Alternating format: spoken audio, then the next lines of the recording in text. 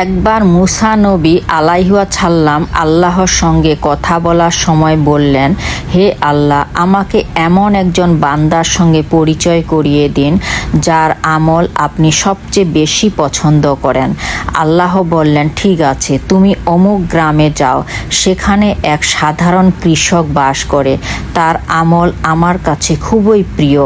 মুসা নবী আলাইহিওয়াসাল্লাম গেলেন, দেখলেন একজন সাধারণ মানুষ, কোনো বড় আলেম, মুজাহিদ বা দানশীল ব্যক্তি নন, শুধু একজন কৃষক। প্রতিদিন ফজরের পর নামাজ পড়ে খেতে যায়, নিজের পরিশ্রমে উপার্জন করে আর কিছু সময় আল্লাহর স্মরণে কাটায়।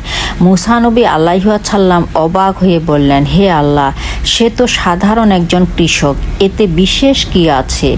আল্লাহ বললেন, সে এক সময় এক আলেমকে হিংসা করত, কারণ মানুষ তাকে খুব সম্মান দিত, কিন্তু একদিন সে নিজের অন্তরের সঙ্গে লড়াই করে হিংসা ত্যাগ করে, আর তখন থেকেই আমি তার অন্তরকে ভালোবাসি।